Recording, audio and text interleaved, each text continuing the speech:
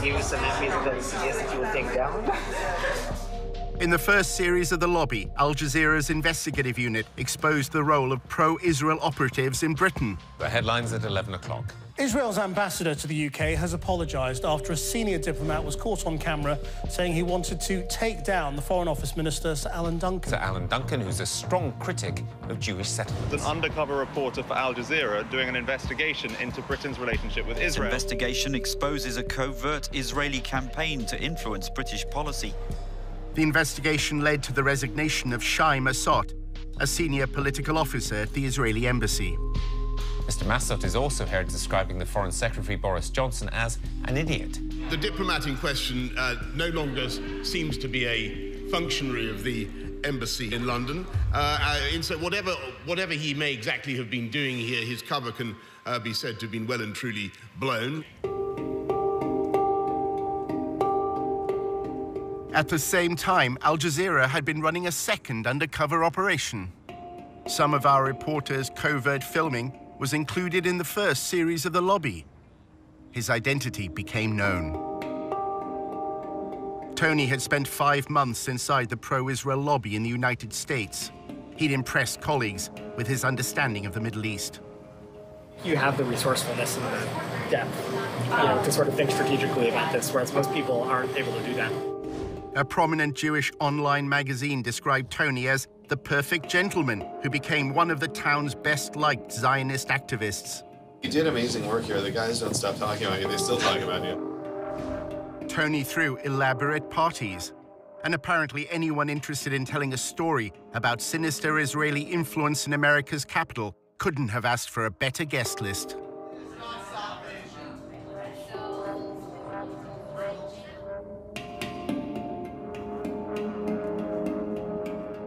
In a new edition of The Lobby, we investigate the role of pro-Israel advocacy groups in this country in the first of a 4-part series, how the lobby is being drawn into Israel's covert campaign to spy on American citizens.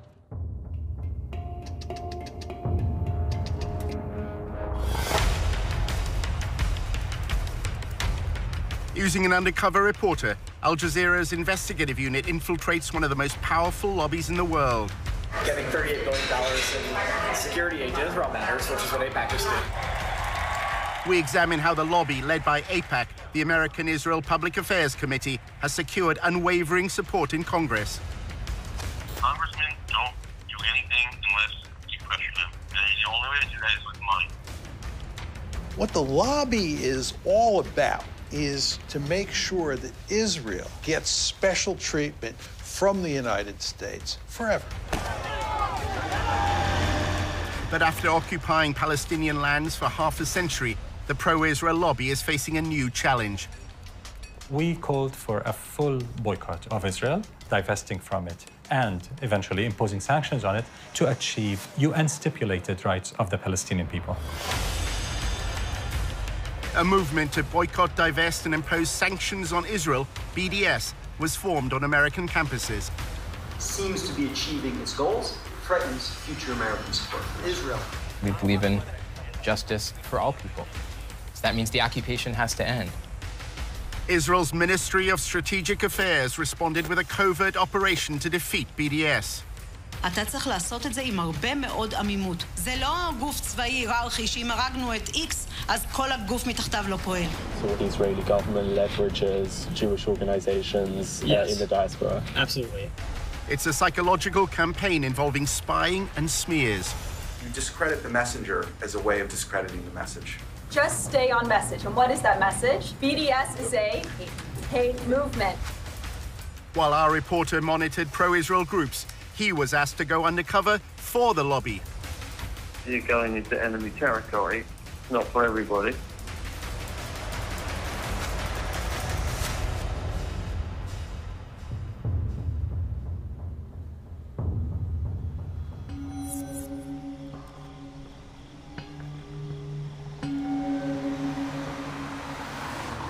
We are a different government working on foreign soil, and we have to be very, very cautious. We have 3 different sub-campaigns which are very, very sensitive. regarding data gathering, information analysis, working on activist organization, money trail. This is something that only a country with its resources can do the best.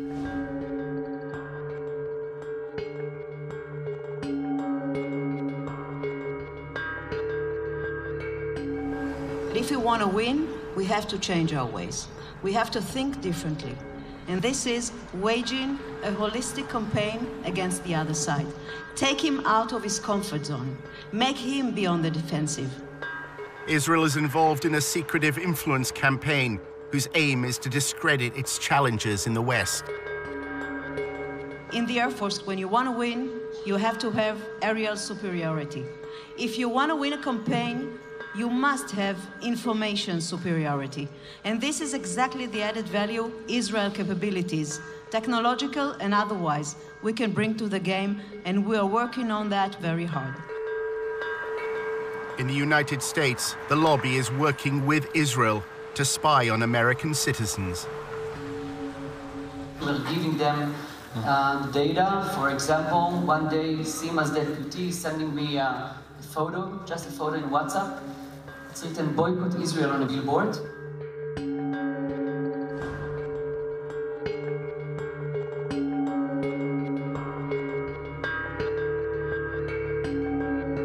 In a few hours, our systems and analysts could find the exact organization, people, and even their names where they live. We gave it back to the ministry. I have no idea what they did with this.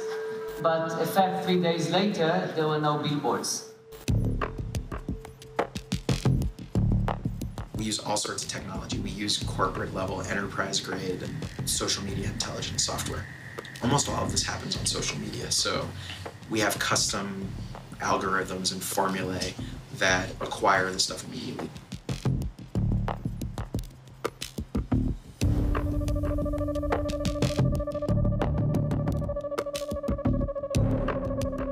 In terms of like information sharing, we did add the Ministry of Strategic Affairs to our operations and intelligence brief, which kind of goes back to how do we get information about what's going on in American college campuses. Generally within about 30 seconds or less of one of these things popping up on campus, whether it's a Facebook event, whether it's the right kind of mention on Twitter, the system picks it up, it goes into a queue and alerts our researchers, and they evaluate it, they tag it, and if it rises to a certain level, we issue early warning alerts to our partners. They operate through subterfuge, and they walk a very thin line between the legal and illegal in what they do in order to gather information and to smear their opponents and just ultimately destroy them.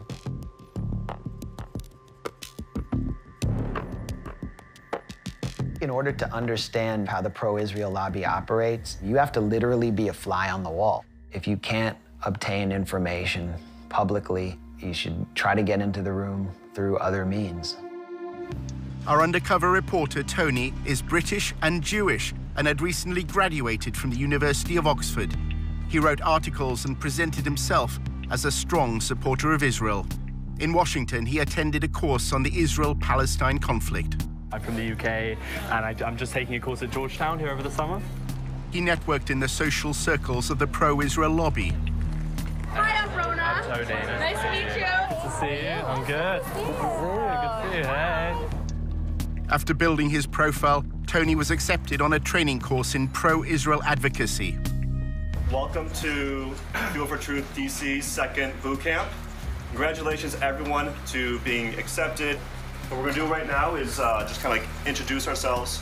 I'm Daniel. After undergrad, I served in the IDF and the paratroopers for 2 years and worked at AIPAC for a year. One session criticized the UN agency that provides aid for Palestinians. Children are taught in UNRWA Palestinian schools to hate Jews. Another lecture dealt with the international media. Confronting media bias.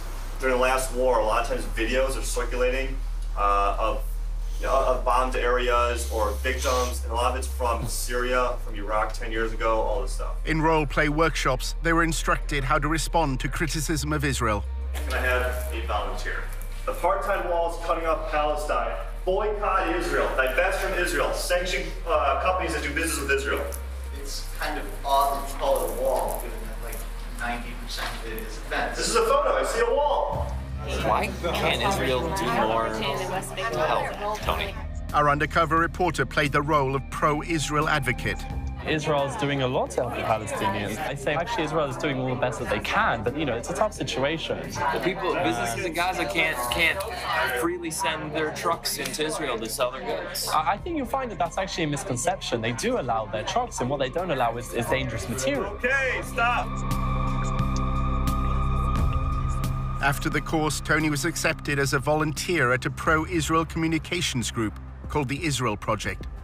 It's Tony Kleinfeld. Kleinfeld. Like Seinfeld, but with a K on. The Israel Project, known as TIP, describes itself on its promotional videos as a strategic communications group. At TIP, we believe we've found the answer. Israel's enemies have left the battlefield of the Middle East and are now fighting on the battlefield of public opinion. What you have with regard to the United States and Israel is a special relationship that is unprecedented in recorded history. Not simply that the United States gives Israel a tremendous amount of economic aid and diplomatic protection, it gives that aid and protection no matter what, right? It's not conditional. And the Israel Project will go to enormous lengths to achieve that end.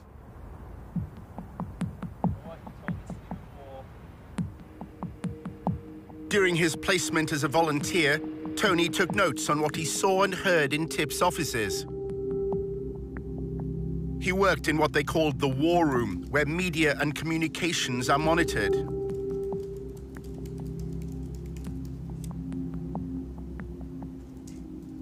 Staff described having contacts at numerous media organizations.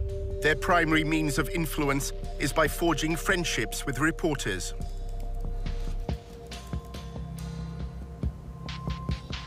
One employee claimed that during talks on the nuclear deal with Iran, TIP applied pressure on the Associated Press news agency to change a headline.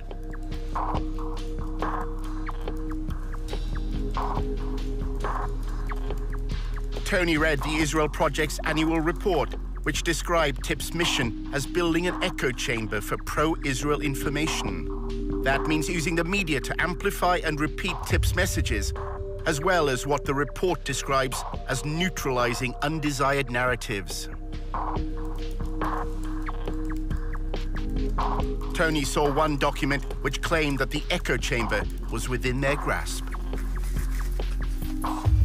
Weeks before he started, Tony discussed with a senior manager how TIP deals with the media. Things that you do loudly. A lot of them are things you do behind the scenes.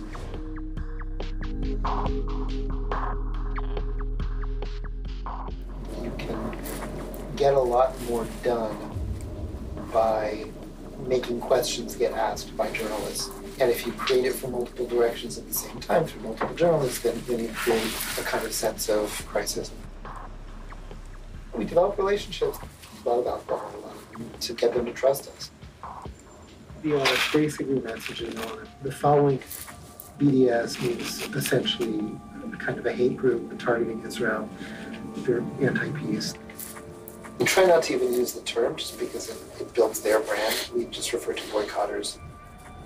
The goal is to actually make things happen now and to figure out what are the means of communication to do that. In 2005, Palestinian civil rights groups sought a peaceful means to protest against Israel's occupation. They identified goods from Israel and called for their boycott. The BDS movement was born. BDS adopted a nonviolent strategy because we think it is morally consistent and very effective against an enemy that is extremely powerful militarily. We called for boycotting Israel, divesting from it, and eventually imposing sanctions on it, as was done against apartheid South Africa, to achieve basic Palestinian rights under international law. Free Palestine! Long live! Over the past decade, BDS has grown around the world. By campaigning for Palestinian civil rights in land controlled by Israel, BDS believes it has exposed a deficiency in the moral defense of the Jewish state. BDS is saying that what Israel has to do is treat the Palestinians in its midst the same way it treats Israeli Jews. The problem is that if Israel does that, there are more Palestinians, or there will be more Palestinians inside Greater Israel than there are Jews. And that means that if you had a system where everybody was treated equally and there was one person and one vote, that you would no longer have a Jewish state. The secretive Ministry of Strategic Affairs, based in the Prime Minister's office in Jerusalem, was given a mission: establish a covert campaign to defeat the BDS movement. אנחנו אחראים על המאבק בתופעה, ובמסגרת זו יש לנו 4 רגליים: התראה, הרתעה, התקפה והסברה. אז אני אגיד לך שכשאם אתה רוצה לנצח בניהול מערכה, אתה צריך לעשות את זה עם הרבה מאוד עמימות. כמו שכשעבדתי על סוגיות צבאיות, כמו חיזבאללה, או כספי טרור, או סוריה, או כל מדינה אחרת שאיתה בעבר ניהלתי מערכה מולה כקמן. לא הלכנו ואמרנו לצד השני מה אנחנו מתכוונים לעשות. השארנו אותו בעמימות. Government ministers attacked me in person, one of them threatening BDS leaders with targeted civil assassination, and others threatening to revoke my permanent residency, along other threats. לא מעטים מבין מנהיגי ה-BDS מקיימים קשרים, קשרים כספיים, קשרים ארגוניים, קשרים אחרים, עם גורמים עוינים למדינת ישראל. תפקידנו, באמצעות הפעלת המודיעין, לחשוף את הקשרים האלה, ובהחלט באמצעות החשיפה הזאת, גם לדעת לפעול נגדם, לבודד אותם, גם להעביר מידע לאותם גורמים מודיעיניים בעולם וגורמים אחרים. ישראל חייבת לבצע סיכול אזרחי ממוקד במנהיגות ומול פעילי ה-BDS. The campaign includes monitoring the activities of American students. אנחנו עכשיו למשל נמצאים בתהליך שלם של ליצור תמונה כוללת על הקמפוסים. אם אתה רוצה לנצח תופעה, אתה צריך לדעת להיות עליה בעליונות במידע וידע.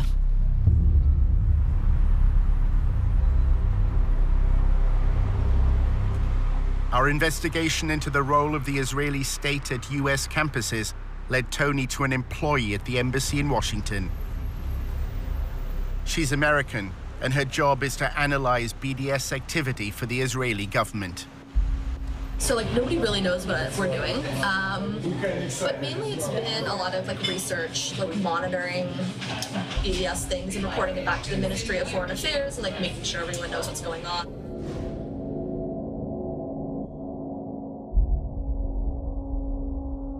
They need a lot of research done and stuff like that.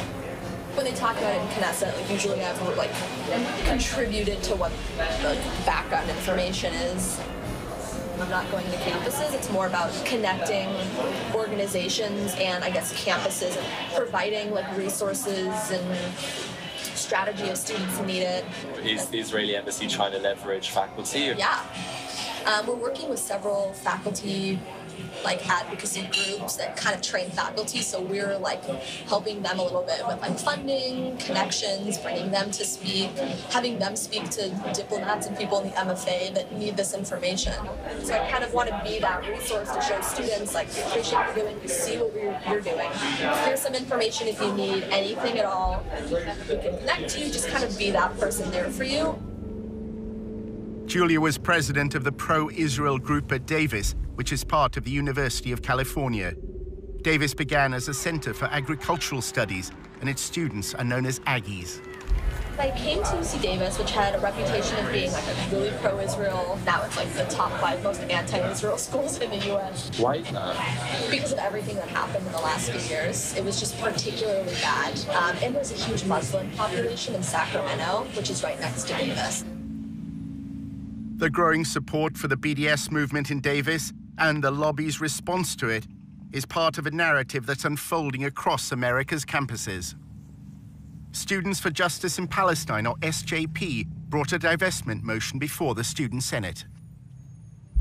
I was very, very nervous. The entire room was filled. I think we had about 600 students and people from the community coming in to witness this vote. I am here today because, quite frankly, I am ashamed.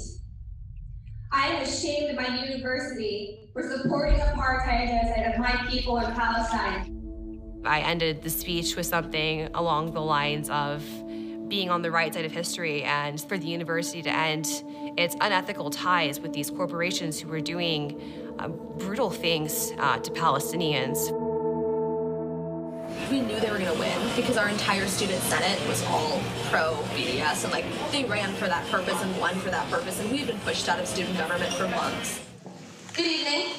My name is Julia Rivkin, and I'm the president of Aggies for Israel. Students streamed the hearing online. The pro-Israel group also filmed it with another purpose in mind. Their videos would play a key part in the story that was to unfold in the days ahead. I was waiting to see what she would say. I was waiting for a blow to come my way, and that blow sure came. We have been ignored and disrespected year after year, but we have never been silenced. We are a beacon of peace and inclusion on a campus plagued by anti-Semitism. The talking points were that the resolution was anti-Semitic, that it was divisive. If it's divisive in the fact that you either support human rights or you don't, then so be it. The intolerance that spawned this resolution is the same kind of intolerance that has spawned anti-Semitic movements throughout history. The entire thing looked very rehearsed, very, very aggressive, almost comically so. Julia and her pro-Israel allies had already decided that they didn't want to debate. At 4 a.m. the night before, me and my team were like, you're gonna lead the walkout. And I was like, okay. And they're like, we're gonna film it just for our own purposes. I was like, totally cool. So when everything was happening, like we went into it knowing we were going to lose. So our strategy was how to like ultimately win while losing the vote. This is our victory. And we who are victorious need not legitimize the words spoken in this empty hearing. So if you are here tonight in opposition to this resolution, I invite you now to stand up, really stand up, and join me in walking out of this room. That was a wowing moment. To have them just stand up, everyone just kind of was like, what's going on? It was very shocking.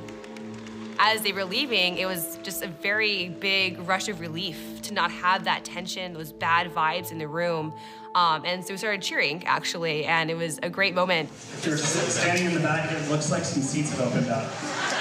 But the passing of the BDS motion proved to be just the beginning of a bigger story. In part 2, how the lobby worked to undermine the student decision.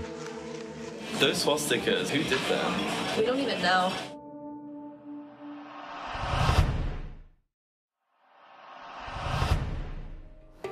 Hi. Hello. Nice to meet you. Nice to meet you too. Our undercover reporter was meeting an employee of the Israeli embassy in Washington. She had led a pro-Israel group while at university in California. So if you are here tonight in opposition to this resolution, Students at Davis were about to vote in favor of a divestment motion. During the debate, the pro-Israel group staged a walkout. They uploaded videos to publicize their protest. Our thought was to control the narratives. By having this speech, like we wanted it to cause attention. We wanted everyone to see us walking out to show that like this doesn't represent us or give a shit about this. So that's how we kind of formulated it.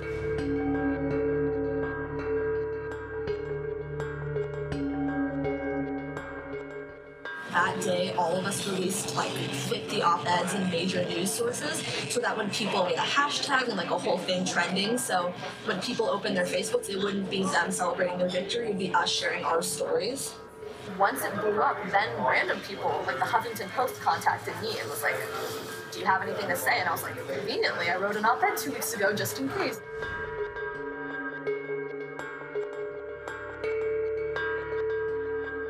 People who weren't involved in anything, like their entire newsfeed was Israel stuff, and like that was what we wanted, because that's how we got the word out there. How do you delegitimize the other side? Delegitimizing them. Kind of through that lens of taking over and like making them sound crazy at their game. The student senator who's Muslim made a Facebook status saying like Israel will fall, like Sharia law is taking over Davis, like we love Hamas, like that kind of status. So that happened. We had been called terrorists and told that we were Hamas sympathizers, that we want to bring Sharia law to campus and things like that. Hi everyone, my name is Azka Fayaz. I'm a second-year political science major. Azka Fayaz was a committed BDS activist and claims that pro-Israel students repeatedly tried to link her to political violence.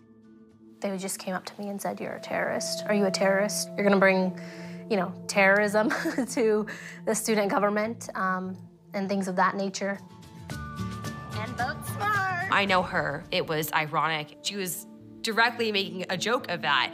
When I saw it, though, given the climate at the time, I did grow concerned.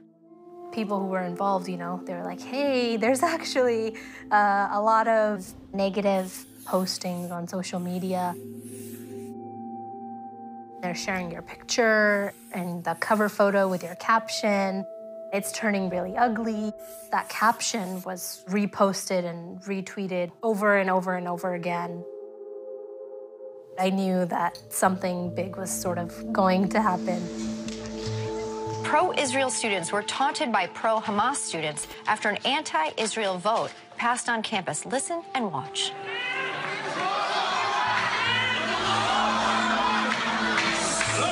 And right after the vote passed, a student senator posted this on Facebook. Hamas and Sharia law have taken over UC Davis, BRB crying over the resilience. I don't have the capacity to bring Sharia law to the University of California, Davis. I don't think any of us really do have the capacity. They wanted to try to make me look as evil and violent as possible. How can we use their words out of context in such a way that their victory doesn't seem so victorious anymore? Conveniently, like the divestment video just happened to do that. Like when we all started shouting Allahu Akbar as we were leaving, like that was really nice for us in a way because like we caught them just, doing what they're doing. And then it like went viral on YouTube. Anger and tension running high at the University of California Davis campus. What you just saw played out late last week as the Student Government Association voted on a resolution to boycott the Jewish state of Israel. They kept showing it over and over again. And then they just said that the Muslim students forced the pro-Israel students to leave the room. Reports say when the Israel supporters tried to object to this vote, the pro-Palestinian students you just saw tried to shout them down with cries of Allahu Akbar. I invite you now to stand up. Really, stand up. And join me in walking out of the room. Of course, we know that they left willingly, and they stated that they were going to walk out of the room. It's incredible to hear Allahu Akbar shouted in the middle of this university. And what does that represent, Megan? The subjugation of women, the torture of homosexuals, the torture of Christians, the crucifixion of Christians. That's what it has come to represent, and that's what they're shouting. The pro-BDS activists at UC Davis then faced another crisis. 2 days after a resolution passed, unfortunately, someone defamed the Jewish frat house and had painted swastikas all over it. Outrageous, just not acceptable behavior at all. What was upsetting to us, however, was they had the media there right away.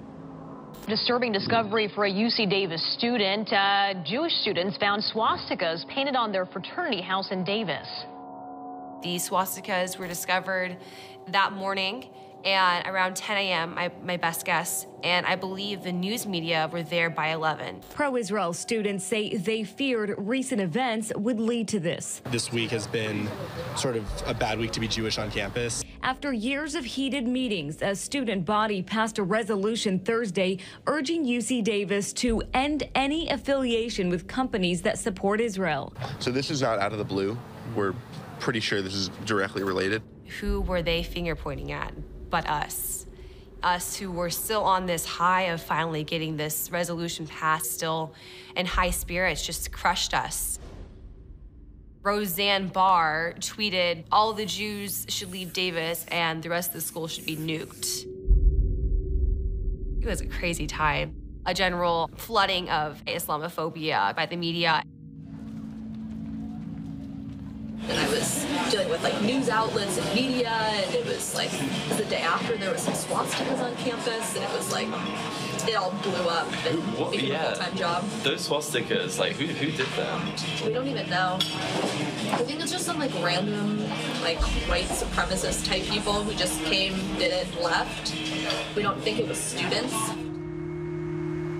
That's pretty surprising because it was very clear from their behavior towards us and their attitudes towards us that we had done some heinous crime to them and that we deserved to pay for it.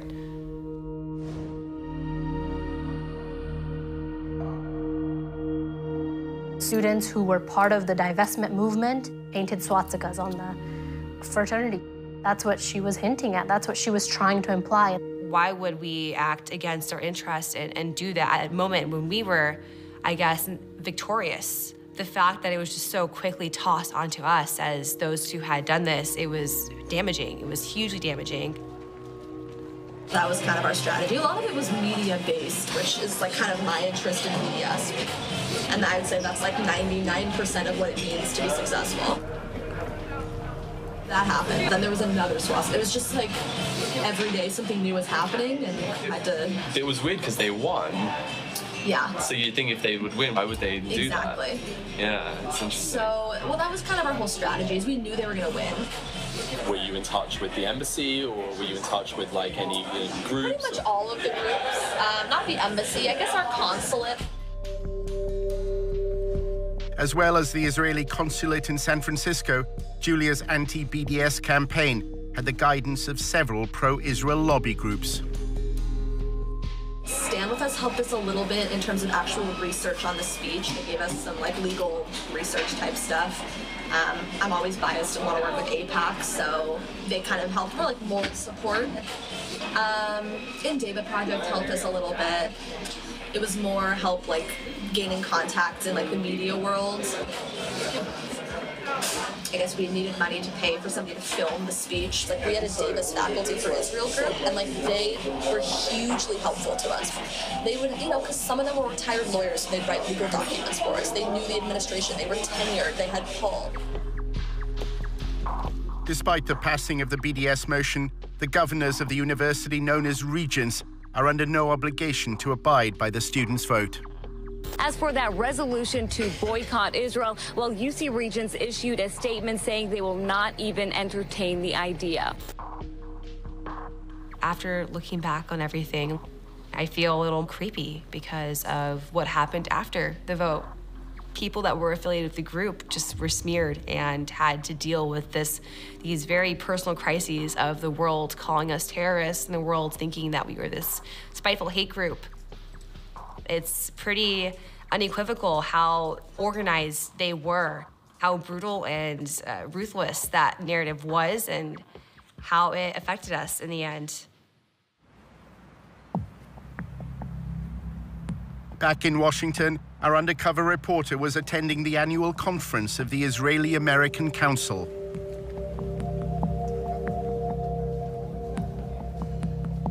The IAC's role is to connect American Jews to Israel. This year, combating BDS was top of the agenda. I think we need to worry. The polling isn't good, and all of you probably know it. If you look at the polls, the younger you get on the demographic scales, the lower support for Israel is.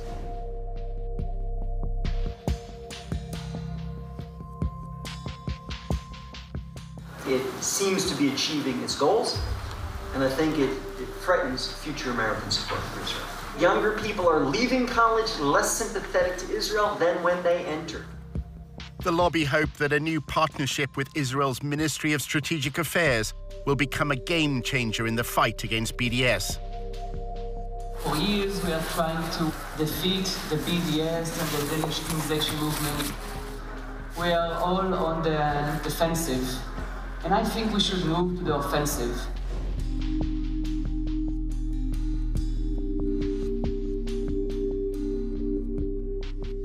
Using especially cyber and internet tools to try and defeat this ugly movement. I'm really honored to present my partners here, Brigadier General Sima Vakandil, the Director General of the Ministry of Strategic Affairs. Sima, please.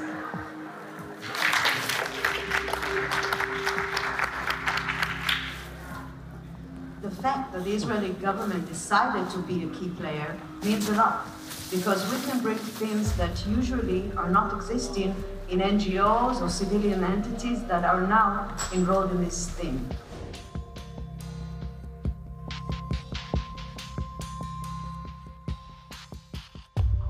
The Israeli government can look at the bigger picture and actually create this coordination and cooperation. We are the only player inside the pro-Israeli network who can actually say that he's filling the gaps. The Israeli official described to members of the lobby the first phase of the covert war. Ambiguity is part of our guidelines. That's why I'm not going to say anything too much about each one of the legs. The first one is intel, intelligence, or data, or information. What we've done is mapped and analyzed the whole phenomena globally, not just the United States, not just campuses, but campuses and intersectionality and labor unions and churches. We started to establish a project called Israel Cyber Shield. This project is actually a civil intelligence unit that collects, analyzes, and acts upon the activists in the BDS movement, if it's people, organizations, or events. And we give everything we collect. We are using the most sophisticated data system, intelligence system in the Israeli market. Let's take the defense activity that we're doing and make it into proactivity and offensivity. Israel has used cyber sabotage. We suffered from intense denial of service attacks, hacking attacks on our websites. Israel decided to go on cyber warfare against BDS publicly. They said, we shall spy on BDS individuals and networks, especially in the West. We have not heard a peep from any Western government complaining that Israel is admitting that it will spy on your citizens. Imagine Iran saying it will spy on British or American citizens. Just imagine what could happen. The Ministry of Strategic Affairs brings together this group called the Global Coalition for Israel. And it's like leading pro-Israel advocacy groups around the world.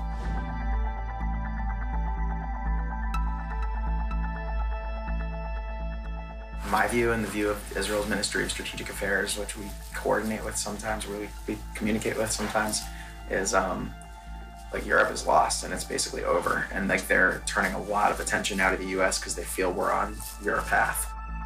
Can I join these? I'd love to. I don't know if you'd let me. But... It's like a pretty sensitive conversation, but it's going well. If China was doing this, if Iran was doing it, if Russia was doing it, there would be uproar. You would have Congress going after them, you would have hearings, you would have prosecutions. The question is, how does Israel get away with this?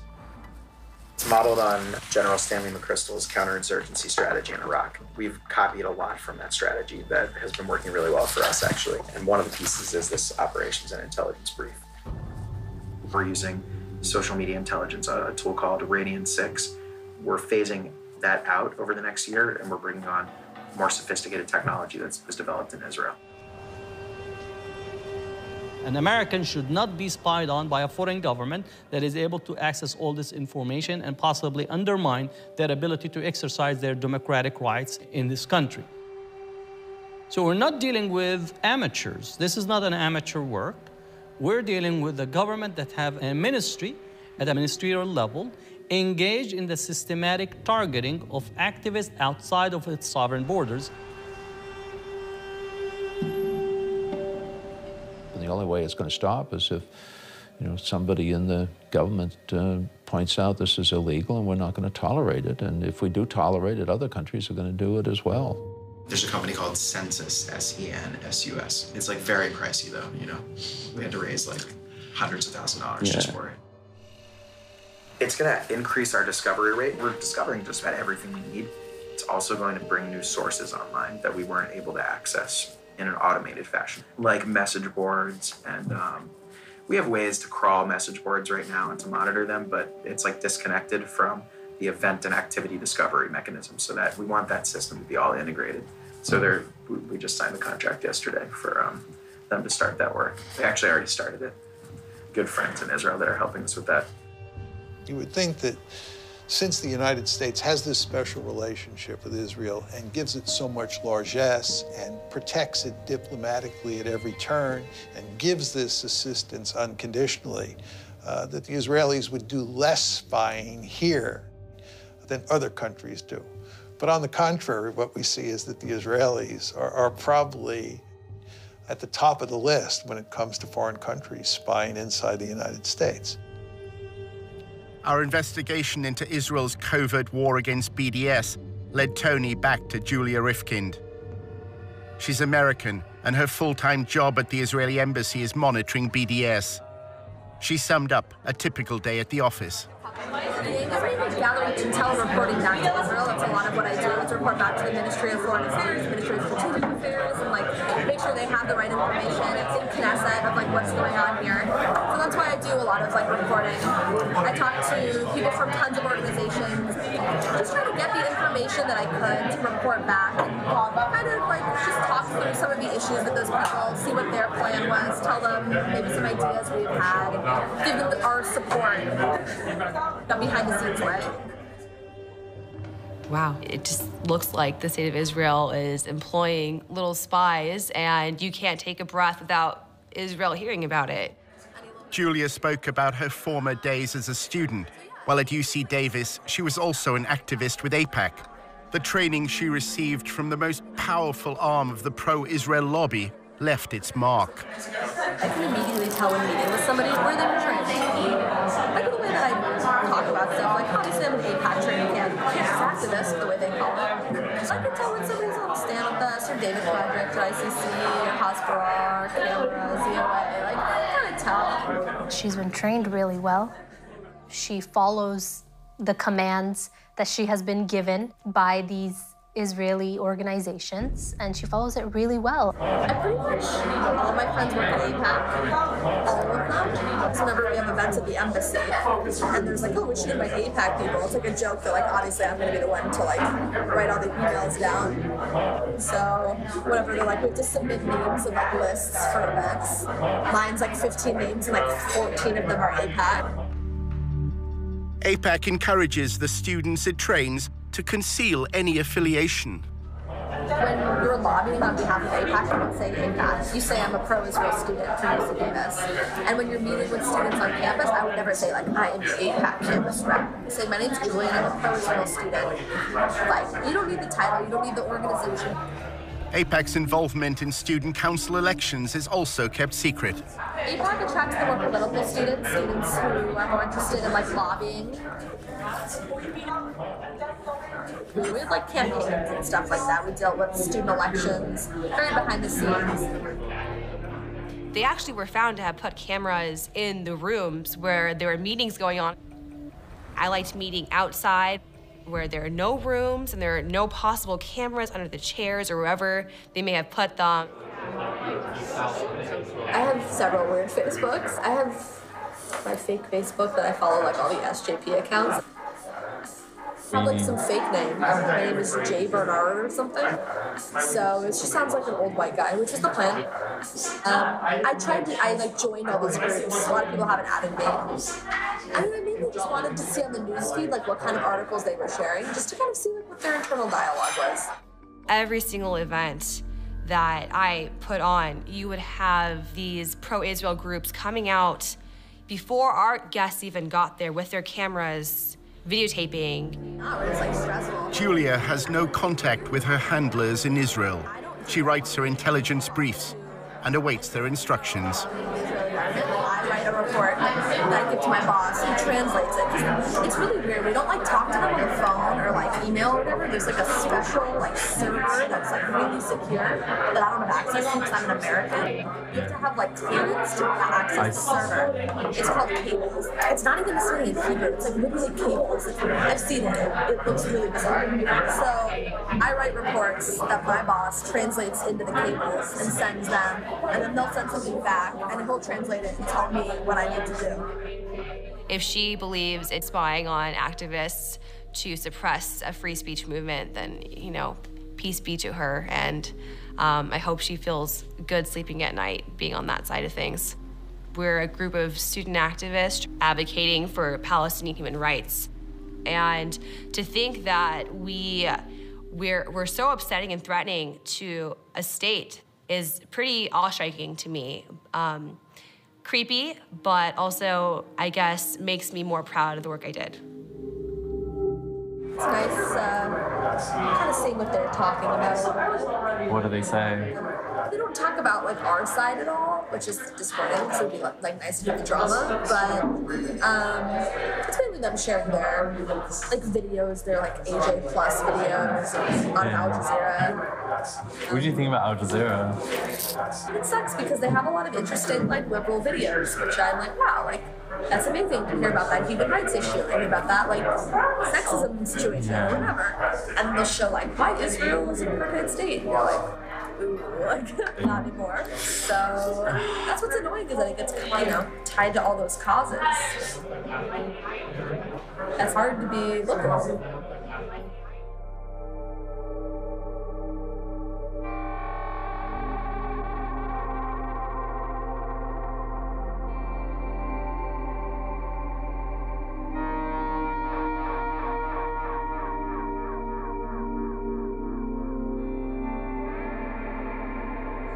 You represent that government. Yeah, I can't say anything negative about Bibi or like the government because I technically work for them. Not directly. I'm just a normal American.